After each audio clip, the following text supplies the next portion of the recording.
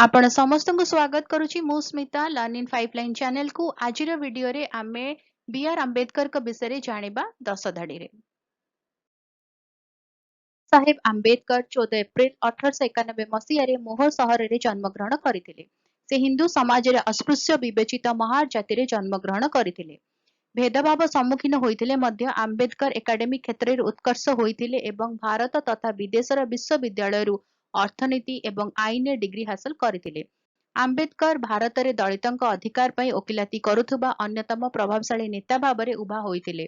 ଭାରତୀୟ ସମାଜରେ ପ୍ରଚଳିତ ଜାତିଭିତ୍ତିକ ଭେଦଭାବକୁ ସେ ତୀବ୍ର ବିରୋଧ କରିଥିଲେ। ଆମ୍ବେଦକର ଭାରତୀୟ ସମ୍ବିଧାନର ଡ୍ରାଫ୍ଟ କମିଟିର ସଭାପତି ଥିଲେ ଏବଂ ଜାନୁଆରୀ 26, 1950 ମସିହାରେ ଗ୍ରହଣ କରାଯାଇଥିବା ଭାରତର ସମ୍ବିଧାନ ଗଠନ କରିବାରେ ପ୍ରମୁଖ ଭୂମିକା ଗ୍ରହଣ କରିଥିଲେ। ହିନ୍ଦୁ ଧର୍ମରେ ଜାତି ପ୍ରଳୟ ନିରାଶ ହୋଇ ଆମ୍ବେଦକର ବୌଦ୍ଧ ଧର୍ମ ଗ୍ରହଣ କରିଥିଲେ। ସେ ଦଳିତ ତଥା ଅନ୍ୟାନ୍ୟ ଦଳିତ ସମ୍ପ୍ରଦାୟର ସ୍ୱାର୍ଥକୁ ପ୍ରତିପାଦିତ କରିବା ପାଇଁ 1936 ମସିହାରେ ସ୍ୱାଧୀନ ଶ୍ରମ ଦଳ ପ୍ରତିଷ୍ଠା କରିଥିଲେ।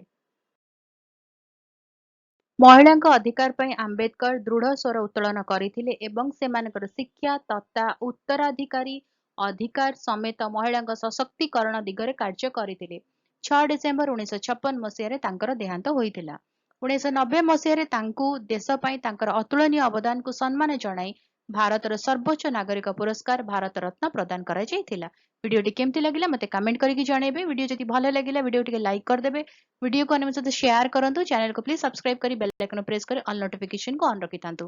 ଦେଖା ହେବା ଆଗାମୀ ଭିଡିଓରେ। ରହୁଛି, ନମସ୍କାର।